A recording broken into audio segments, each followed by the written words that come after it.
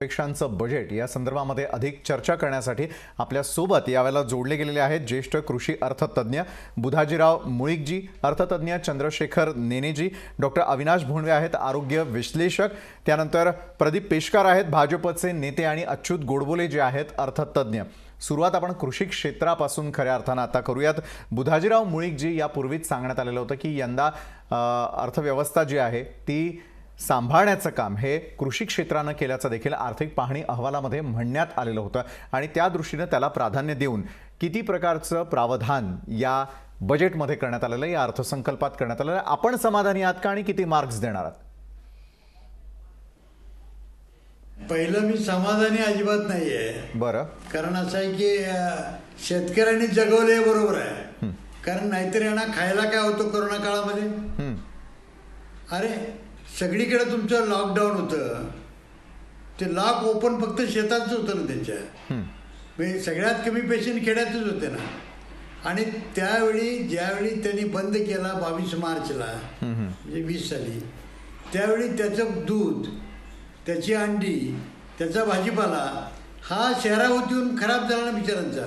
कोंबड्यांना माहीत नव्हतं की आता अंडी देऊ नये म्हणून आपण, गाईला माहीत नव्हतं व्यायचं नाही आपण, आणि भाजीला माहीत नव्हतं आता गरज नाही आपली। अहो इतकं नुकसान झालं की अमेरिकेमध्ये 1.5 लाख कोटी दिले त्या ट्रम्पने त्यावेळी लोकांना।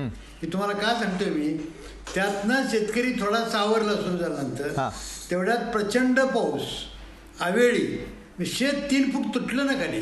तुम्ही जालन्याला जा आणि कुठेही जा, तुम्ही कुठे गेला तरी तुम्हाला कोकणापासून हाच परिस्थिती दिसेल। मग आता या दृष्टीनं बघायचं झालं तर काय घोषणा दिसत आहेत तुम्हाला? एक दिसते की हमीभाव 1.5 उद्दिष्ट आहे, लक्षात ठेवा उद्दिष्ट आहे। मग उद्दिष्ट आहे मग कायदा करून टाका ना। आत्ता हमीभाव जर काय 50 रुपये असला तुरीला तर तुला 75 रुपये मिळेल म्हणून कायदा करा ना, आणि त्याप्रमाणे तरतूद करा ना। ज्यावेळी तुम्ही म्हणता की गव्हाला 75,000 कोटी रुपये आम्ही बाजूला काढलेत खरेदीला, तसं काय विशेष नाही, MSP हा कायदा नाही बरं का, फार थोड्या लोकांना माहिती आहे। ही सहीची मेकॅनिझम आहे आणि सगळ्या भारताचा MSP एक असतो त्या पिकाचा, आणि पंजाबचा आणि इथला उत्पादन खर्च फार फरक आहे तुमच्या माहिती करता। बरं, ते का तुम्हाला सांगितलं मी की दिलं म्हणून काय सांगितलं तुम्ही, तर आम्ही 1.5 उद्दिष्ट ठेवलं। दुसरं तुम्ही सांगितलं की मी तुम्हाला अगोदरच सांगितलं की लाख कोटीला शेतकरी पाण्यात गेला अगोदर त्या कोरोनाच्या काळामध्ये, कारण नसताना शहरं बंद झाली, त्याला कारण नसताना बरं का, त्याला गावात सुद्धा जायची अडचण झाली बिचाराला। नंतर एक असं केलं तुम्ही सांगितलं ऑनलाईन कृषी बाजारपेठ करा। आता ऑनलाईन कृषी बाजारपेठ करणं काय कम्प्युटर युगात अडचण आहे, गोडबरेच्या माहीत नाही तिथं, त्याला काय अडचण आहे? एक दुसरं सांगितलं त्यांनी की पीक विमा योजनाच्या काही बटाटा आणि कांद्याला काही बटाटा ते टोमॅटोला होत्या त्या सर्व नाशवंतांना होती, हे एक त्यांचं वाक्य सांगतो तुम्हाला। दुसरं सांगतो की समुद्राची जैविक विविधता जी आहे त्यावर संशोधनासाठी त्यांनी 4,000 कोटी दिलेत। त्याच्यानंतर त्याने असं केलेलं आहे की ॲग्रिकल्चर इन्फ्रास्ट्रक्चर डेव्हलपमेंट फंड हा मार्केट कमिटीला वापरता येईल असं सांगितलं त्यांनी, आणि कोस्टल एरियाला माशाला त्यांनी केलेलं आहे, आणि लघु सिंचन 5,000 कोटी त्यांनी दिलेलं आहे, आणि 10,000 कोटी नाबार्डला त्यांनी दिलेलं आहे लघु सिंचनाकरता पैसे देण्याकरता। बस आता तुम्ही सांगा, आणि 16,500 कोटी त्यांनी कर्ज सांगितलंय, ते कर्ज बरं का। अरे कर्जात शेतकऱ्याचा उत्पादन खर्चच नुसता हा 40 ते 50 लाख कोटीचा आहे। बर, मग त्यांनीच बघावं ना त्याचं। हा मग त्यात जर तुम्ही 16,50,000 देणार असला तर तो दुसऱ्या खाजगीच्या खात्यात अडकणारच ना। माझं काय म्हणणं आहे की शेतीला तुम्ही काही देऊ नका, काय घेऊ नका ना, आमचं जे काय करायचं कायद्यानं करा ना, आणि जगायचं ठरवा मग कशाने जगताय तुम्ही, तो भाग आहे ना। शेतकरी जगणार नक्कीच, कारण या कोरोनामध्ये तोच जगला, बाकीची अडचण होती त्याला काय अडचण होती। बरं, नक्कीच भाजपकडून प्रतिक्रिया घेणं मला यावेळेला योग्य वाटतंय। प्रदीप पेशकारजी थेटपणे आरोप होत आहेत की एका बाजूला अस्मानी संकट होतं आणि सुलतानी संकट तुमच्यामुळे आलंय शेतकऱ्यांवर। प्रामुख्याने मुळीकांची मनस्थिती आणि आत्ताची स्थिती ही मी समजू शकतो, परंतु असं आहे की असं म्हणून चालणार नाही। अनेक जण आम्ही सुद्धा शेतकऱ्यांचेच मुलं आहोत आणि अनेक राज्यकर्ते सुद्धा शेतकऱ्यांचेच मुलं आहेत, म्हणजे आमच्याकडून काही घेऊ नका असं म्हणणं म्हणजे हे कुठलं लक्षण आहे हा शब्द वापरणं मला योग्य वाटत नाही. बरं. परंतु असं दुही निर्माण करणे समाजामध्ये अशा प्रकारची प्रतिक्रिया असू नये. मला वाटतं इतकं मोठं बजेट निर्मला सीतारामनजींनी दिलेलं आहे ते म्हणजे असं आहे की आता आपण जर प्रोसेसिंगसाठीचा जर त्यामधला आउटले पाहिला हां. तर फार्म गेट इन्फ्रास्ट्रक्चरसाठी 1,00,000 कोटी रुपये पूर्वी पण दिले होते, त्यात आता वाढ केलेली आहे. फार्म गेट इन्फ्रास्ट्रक्चर जर झालं तर आपल्याला त्याचं प्रोसेसिंग करून शेतकऱ्याचं उत्पन्न डबल करण्याच्या दृष्टीने पाऊल टाकता येणार आहे. त्याचबरोबर हे MSPचा जो विषय आहे तो तर आहेच आहे. आत्तापर्यंत किती वेळा आपण मागच्या 4 महिन्यात 5 महिन्यात बघितलं असेल तर MSP वाढीचं सतत आपलं सत्र सुरू आहे. त्यामुळे MSPचा कायदा करा. MSP मिळतेच आहे तर कायदा करण्याचा आणखीन काय विशेष मला काही कळत नाही. आणि हे कसं आहे शेतकरी आंदोलनाच्या पार्श्वभूमीवरची प्रतिक्रिया आहे असं मला वाटतं. बरं, नक्कीच मुळीक यांच्या प्रतिक्रियेशी आपण सहमत नाही आहात. अच्युत गोडबोलेजी यांच्याकडे आपण यावेळेला जाऊयात. अर्थतज्ञ आहेत अच्युतजी. स्वागत आपल्या या चर्चेमध्ये. अच्युत गोडबोलेजी, आपण ऐकलं असेल भाजपला नेमकं काय म्हणायचं आणि मुळीकजींना नेमकं काय म्हणायचं आहे. मात्र एका बाजूला कृषी आंदोलन त्या ठिकाणी सुरू आहे. विधेयकाला होत असलेला जो आहे तो विरोध आपण पाहतोय आणि त्याचं लोण हे संपूर्ण भारतभर पसरत चाललेलं देखील दिसतंय. आणि त्याच पार्श्वभूमीवरती कोरोनाच्या संकट काळासोबतच दुसरीकडे कृषी विधेयकावरून सुरू असलेलं रणकंदन याचं देखील सावट यंदाच्या या अर्थसंकल्पावरती होतं. आणि अर्थसंकल्प सादर केल्यानंतर शेतकऱ्यांना तो योग्य नसल्याचं वाटतंय. जसं मुळीकजींनी प्रतिक्रिया दिलेली आहे, भाजपचं या ठिकाणी म्हणणं आहे की योग्य रीतीनं आणि शेतकऱ्यांना हवं तशाच प्रकारचा अर्थसंकल्प या ठिकाणी सादर करण्यात आलेला आहे. अच्युत गोडबोलेजी, आपण किती समाधानी आहात आणि यावेळच्या अर्थसंकल्पाला तुम्ही किती मार्क्स देतात? मार्क वगैरे आपण बघूया. त्याच्या अगोदर शेतीमधले आपण काय प्रश्न आहे समजून घेऊया. काय आहे की आपल्याला सारखं रोज सांगण्यात येते की आम्ही MSP दिली. म्हणजे त्याचा तुम्ही जर का थोडा इतिहास बघितला तर 2014 साली स्वामीनाथन कमिशन प्रमाणे आम्ही MSP देऊ असं प्रॉमिस देऊन बीजेपी राज्यावर सत्तेत आलं होतं. 2015 साली त्यांनी सुप्रीम कोर्टात सांगितलं की आम्हाला हे देणं शक्य नाही म्हणून. 2000 त्याच्या पुढच्या वर्षी नंतर मग अरुण जेटलीने सांगितलं की आम्ही ऑलरेडी दिलेलाच आहे म्हणून. आणि हा जो सगळा खेळ चाललेला आहे म्हणजे तो कशावर दिला सांगतो, त्यात गोंधळ कुठे सांगतो. त्याच्याच सध्या अण्णांचं जे काही आणि जे मतभेद झाले शेवटी ते उपोषण मागे घेतलं. त्यात MSPच्या डेफिनेशन वरती प्रश्न आहे. MSP मध्ये A2 नंतर A2+FL आणि C2 असे भाग आहेत. A2 म्हणजे फर्टिलायझर, बियाणं वगैरे असं सगळा खर्च. FL म्हणजे फॅमिली लेबर त्यात ऍड केलं की FL होतो. आणि जमिनीचं भाडं वगैरे सगळं गेलं की C2 होतं. आता स्वामीनाथन कमिशन मध्ये C2+50% असं म्हटलेलं आहे. आणि आता त्याच्यामध्ये हा जो खर्च आहे तो वेगवेगळ्या ठिकाणी वेगवेगळा येतो. हा आणखीन एक कॉम्प्लिकेटेड भाग आहे. पण C2+50% द्यायचं असं त्यांनी म्हटलेलं आहे. आणि आतापर्यंत जे दिलेले आहेत ते A2+50% दिलेले आहेत. आणि आपल्यावर सारखं रोज एक मारा होतोय की आम्ही दिलंय म्हणून.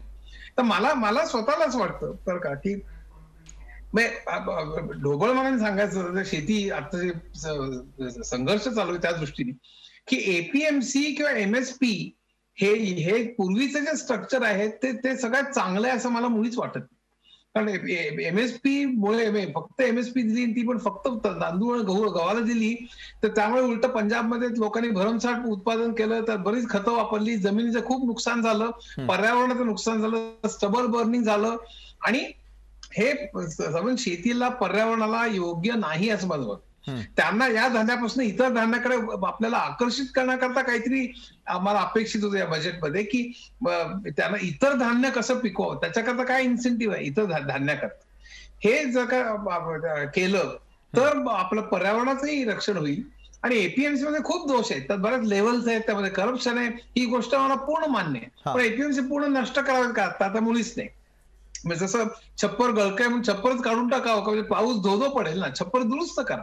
तर मला असं वाटतं की APMC सारख्या मंडी गोडबोले करा, मला तुम्हाला थोडं थांबावं लागणार आहे. ब्रेक नंतर आपण पाहत आहात अपेक्षांचं बजेट लोकशाही न्यूज चॅनलवर. आणि मगाशी आपण पाहिलं की अर्थमंत्री निर्मला सीतारामन यांची सुरू असलेली पत्रकार परिषद आणि त्याच्या माध्यमातून त्यांनी या अर्थसंकल्पामध्ये देशवासियांना काय काय दिलेलं आहे त्याची माहिती ते देत होते. पुन्हा एकदा आपण जे आहेत ते चर्चेकडे यावेळेला वळणार आहोत. बुधाजीराव मुळीक जी आपल्यासोबत जोडले गेलेले होते. धन्यवाद, आपण आमच्यासोबत जोडला गेला होता त्यासाठी. आणि त्यानंतर आता डॉक्टर अविनाश भोंडवे आरोग्य विश्लेषक आपल्यासोबत आहेतच. त्याचबरोबर प्रदीप पेशकार आहेत, नेते भाजपचे. अच्युत गोडबोले जी अर्थतज्ञ देखील आपल्यासोबत आहेत आणि चंद्रशेखर नेने सर देखील या चर्चेमध्ये आपल्यासोबत पुन्हा एकदा जोडले गेले आहेत. डॉक्टर अविनाश भोंडवेजी, आरोग्यविषयक चर्चा करण्यासाठी मी आपल्याकडे येणार आहेच, मात्र अच्युत गोडबोले सर, मगाशी मी तुम्हाला थांबवलेलं होतं कारण आपण कृषी क्षेत्राविषयी या संदर्भातली चर्चा करत होतो. पुन्हा एकदा मी आपल्याकडे येतोय. 2 मिनिटं बोलतो, मग आपण थांबूया. नक्कीच. कारण मला असं वाटतं की पूर्वीच्या व्यवस्थेमध्ये नक्कीच काहीतरी दोष होते आणि आहेत, ते काढायला पाहिजे. म्हणजे मलाही शेतकरी जे म्हणतायत की आम्हाला फक्त कायदे रद्द करा आणि MSP कायद्यात द्या, आम्ही परत जातो, तर त्यांनी असं म्हणायला पाहिजे की पूर्वीच्या याच्यात सुद्धा सुधारणा करण्याची गरज आहे, असं म्हणायला पाहिजे. पण त्याचबरोबर दुसऱ्या बाजूला बघितलं तर खरं म्हणजे मंडी चिकार वाढायला पाहिजे. त्यात महाराष्ट्रामध्ये ऍव्हरेज मंडीचं जे अंतर आहे शेतीपासून 28 किलोमीटर आहे. मंडीकडे कोण जाणार? आणि म्हणून सगळे सावकार वगैरे फार्म गेट वर येऊन सगळे माल खरेदी करतात प्रचंड कमी भावाने. आणि त्यामुळे मंडीची संख्या वाढवणं, ते ऍक्सेसिबल करणं, APMC मधले दोष घालवणं, आणि शेवटला मुद्दा की यामध्ये ई मंडी इमान जसं आहे तसं होणं, स्मार्टफोन शेतकऱ्यांकडे देणं, त्यांना शिक्षण देणं, त्यांना त्याच्यावर ऑप्शन करता येणं, कोल्ड चेनचे संबंध, लॉजिस्टिक्स उभं करणं, म्हणजे पेरिशेबल गुड्स त्यात ठेवता येतील. हे सगळं झाल्यानंतर आपण म्हणणं ठीक आहे की कोणी कुठेही विकू शकतो. उगाच आपल्याला 9 वाजता उठायचं म्हणायचं आता कोणी कुठेही माल विकू शकतं, ह्याला काय अर्थ नाहीये. तर मला असं वाटतं की या दोघांच्या मध्ये काहीतरी जो रस्ता आहे, आणि हा जर का नीट विचार करून अनेक अर्थतज्ञ, शेतीतज्ञ आणि अपोजिशन पार्टी सगळ्यांना मिळून विचारात घेऊन जर का केला असता तर खूप फायदा झाला असता असं मला वाटतं शेतीच्या बाबतीत. एक दोन फक्त मुद्दे म्हणून थांबून मी बोलून थांबतो. एक म्हणजे 1-2 चांगले मुद्दे बजेटमध्ये जे ते मी सांगतो फक्त. एक म्हणजे मिनिमम वेज याच्यामध्ये दिलेले आहे, त्याचा उल्लेख फार करत नाहीत लोक. मिनिमम वेज जे दिलेलं आहे ते माझ्यामध्ये खूप चांगलं, सोशल सिक्युरिटी त्यामुळे मिळणार, फक्त ते एक्झिक्यूट झालं पाहिजे असं मला वाटतं. दुसरं म्हणजे हेल्थवरती पैसा खर्च केलेला आहे. फक्त हेल्थ हा स्टेटचा पण सब्जेक्ट असतो आणि सध्या राज्यांकडे पैसे नाहीये, पण हेल्थवरती पैसा जास्त खर्च केलेला असले त्यातले 35,000 कोटी कोविडवरती झालेले आहेत आणि उरलेले 64,000 हे जास्त ऍडिशनल आहेत. त्यामुळे एकंदर 2.23 लाख करोड जरी झाले असले तर आपलं जर का बजेट, आपलं GDP लक्षात घेता 134 लाख कोटी, तर तो 2.5% काही होत नाही अजूनही. माझ्यामध्ये अजूनही चिकार करण्याची गरज आहे. खरं म्हणजे 5% करायला पाहिजे असं WHO सांगितलेलं आहे. आणि प्रायमरी हेल्थ सेंटर्स जे आहेत तिथे नर्सेस नाही, डॉक्टर्स नाहीत, ICUs नाहीत, इक्विपमेंट नाही. हे जर का आपलं स्ट्रक्चर चांगलं असतं तर आपण कोविडला जास्त चांगल्या तऱ्हेने खरं म्हणजे टक्कर दिली असती. नक्कीच. अच्युत सर, ज्या प्रकारे आपण म्हणताय की कृषी क्षेत्रामध्ये सुवर्ण मध्य साधणं हे अत्यंत गरजेचं होतं, कारण ज्या प्रकारे सरकार दावे करत आहे किंवा कृषी क्षेत्राला असलेल्या अपेक्षा यातला सुवर्ण मध्य जर त्या ठिकाणी केला गेला तर निश्चितच त्या क्षेत्राला फायदा होताना दिसून येईल. आरोग्य क्षेत्राविषयी आपण या क्षणाला बोलता आहात आणि आरोग्यविषयक जाणून घेण्यासाठी आरोग्य विश्लेषक डॉक्टर अविनाश भोंडवे यावेळेला आपल्यासोबत आहेत. डॉक्टर अविनाशजी, सातत्यानं चर्चा होती ती म्हणजे आरोग्य क्षेत्रासाठी नेमक्या कुठल्या प्रकारच्या तरतुदी करण्यात आल्या.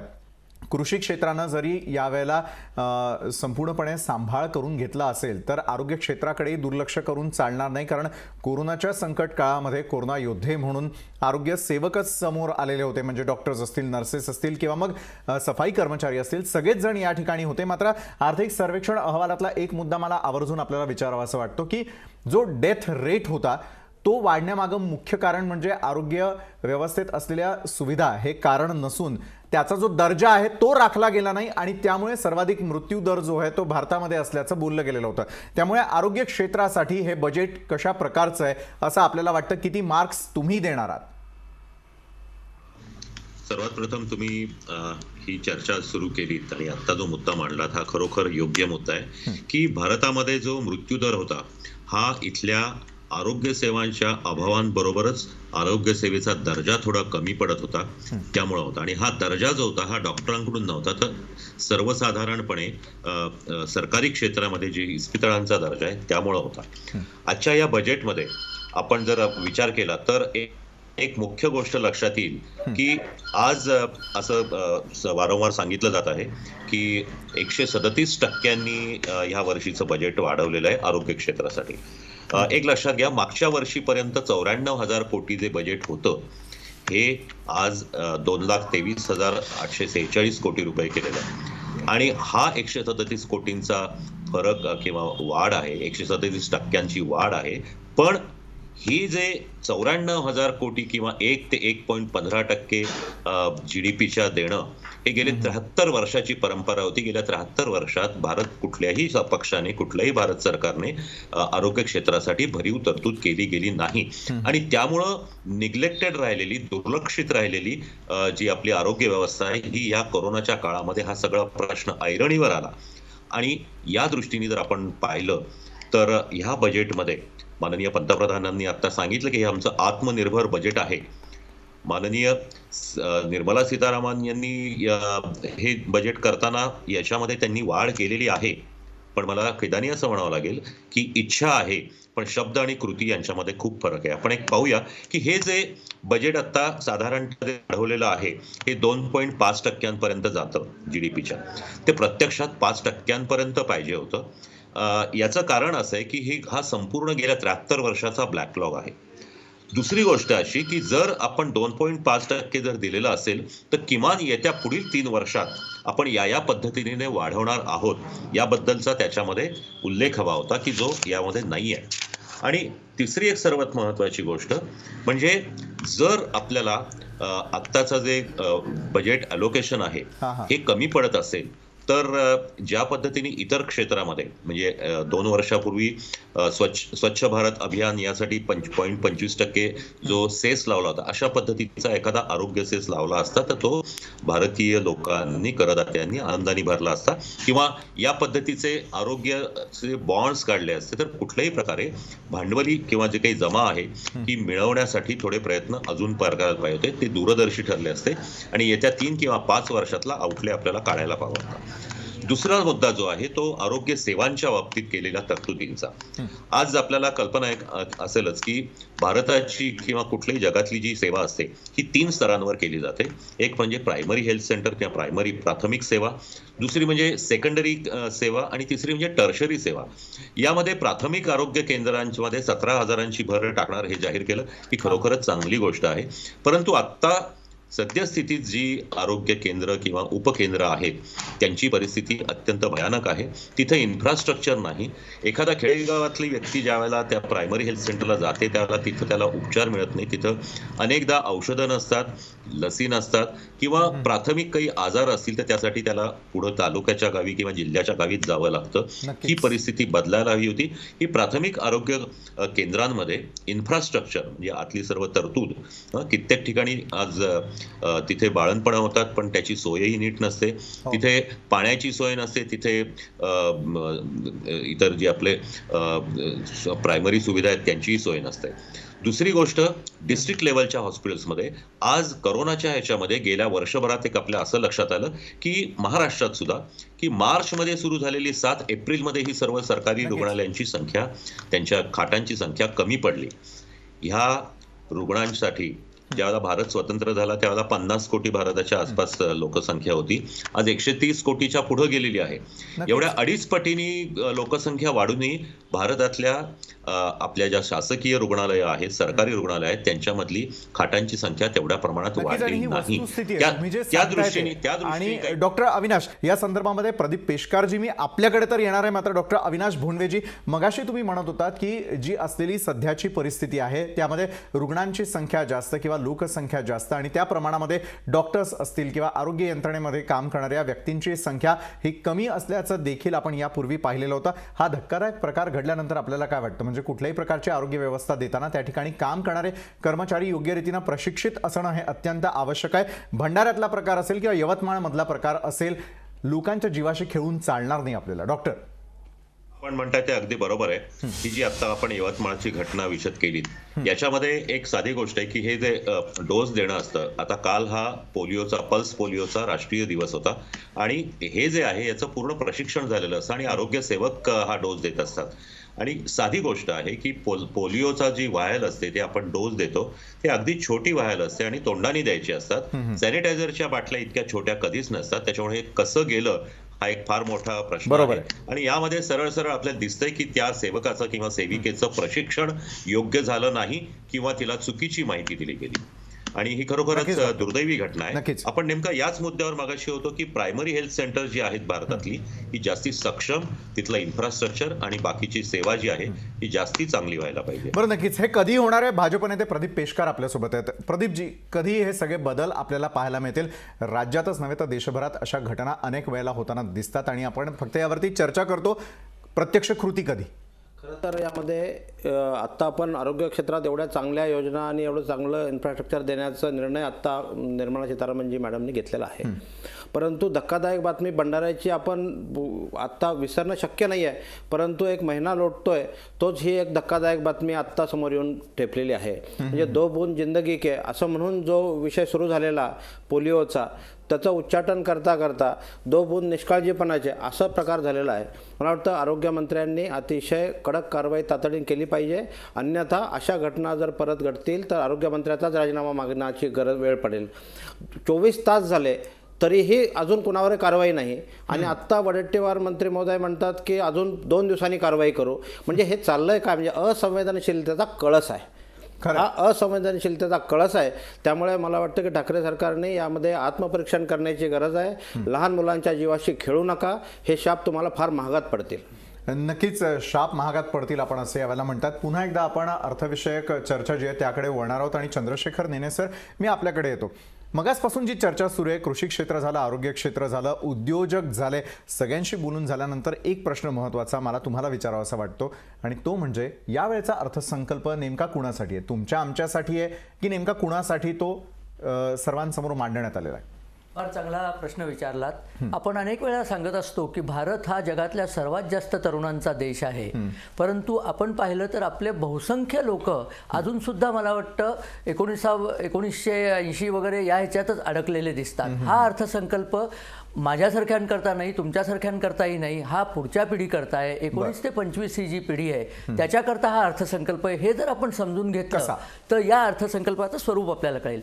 सुरुवात अगदी करतो की अर्थसंकल्प यावेळेला पहिल्यांदा डिजिटली सादर झालाय, कारण पुढच्या पिढीकरता कागद वाचवणं हे अतिशय महत्त्वाचं आहे. क्लायमेटिक चेंजचा जो परिणाम होतोय त्याच्याकरता आपल्याला वृक्ष तोडायचे नाहीयेत.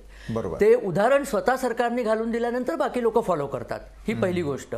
दुसरी गोष्ट म्हणजे टेक्नॉलॉजीवरती प्रचंड भर दिला गेला आहे आणि टेक्नॉलॉजी शिवाय सुद्धा इन्फ्रास्ट्रक्चर ज्याला म्हणतो म्हणजे पायाभूत सुविधा यांच्यावरती भर दिला गेला आहे. कारण भारतासारख्या देशामध्ये पायाभूत सुविधा अजून आता 60-70 वर्ष झाली तरी अजून पायाभूत सुविधा म्हणाव्या अशा चांगल्या झालेल्या नाही आहेत आणि ते न होण्याकरता सरकारी धोरणं कदाचित कारणीभूत असतील, कदाचित आपली वृत्ती कारणीभूत असेल, पण त्यातनं आपण बाहेर पडतोय. ट्रान्सपोर्ट आपण बघितलं तर एअरपोर्ट, पोर्ट्स, रेल्वे आणि रस्ते या सगळ्यावरती प्रचंड खर्च सरकार करू इच्छित आहे.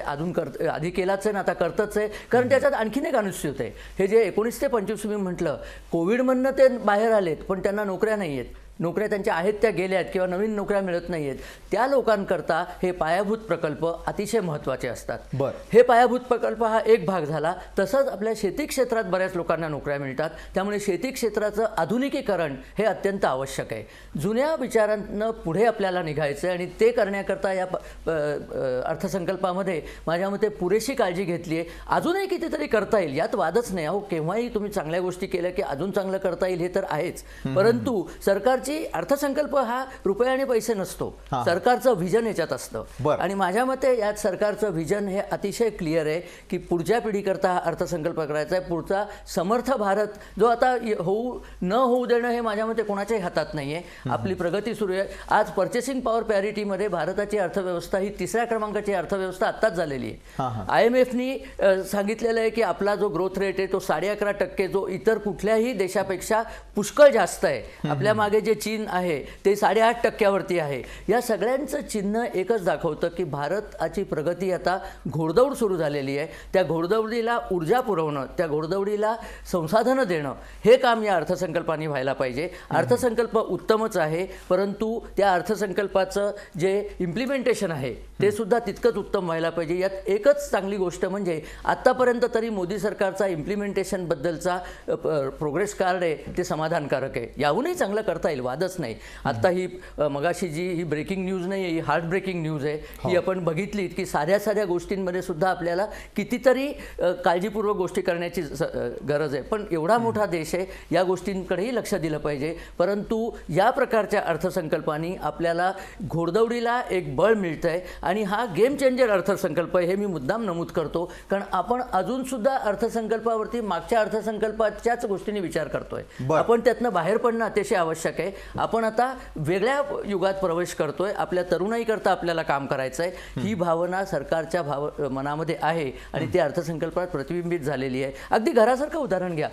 घर बांधणीला एवढं प्रोत्साहन दिलंय ते कशा करता? नुसतं राहणाऱ्यांकरता नाही, राहणाऱ्यांना तर स्वतःचं घर मिळणारच आहे, पण त्या बांधकामात जे हजारो हात गुंततात त्यांना काम मिळतं. अशा प्रकारच्या या ज्या भूमिका घेतल्या आहेत त्या निश्चितच चांगल्या आहेत. हेल्थकेअर साधी गोष्ट आहे. हेल्थकेअर चांगली केली की तुमच्या आरोग्यावरती तुम्ही चांगला खर्च केला की तुमच्या लोकांची प्रॉडक्टिव्हिटी वाढते, लॉंगिव्हिटी वाढते, प्रॉडक्टिव्हिटी वाढते. हे सगळं आवश्यक गोष्टी आहेत. ते इतके दिवस झाल्या नाहीत, आता ते होऊ घातलेले आहेत. त्याच्याकरता आपण त्यांचं खुल्या दिलाने स्वागत केलं पाहिजे. मी तर म्हणेन विरोधी पक्षांनी सुद्धा याचं खुल्या दिलाने स्वागत केलं पाहिजे. जिथे सरकार चुकतंय तिथे त्यांचा कान धरा, पण जिथे हा अर्थसंकल्प पुढे न्यायचा आहे त्याच्यात तुम्ही सुद्धा या. हा देश तुमचा आणि आमचा असा नाही, हा आपल्या सगळ्यांचा देश आहे. आपण सगळे या देशाला पुढे नेण्यामध्ये लागूया. आपल्याच पुढच्या पिढीचा प्रश्न आहे हो, बाहेरच्या कोणाचं भलं नाही याच्यात होणार आहे. तेव्हा माझी असं आवाहन आहे सगळ्यांना की लेट अस गो टुगेदर. आपण एकत्र जाऊया आणि यश मिळवूया. नक्कीच या अर्थसंकल्पाकडे आपण अतिशय सकारात्मक पद्धतीनं पाहायला हवं असं चंद्रशेखर सर आपण यावेळेला आवाहन करतात.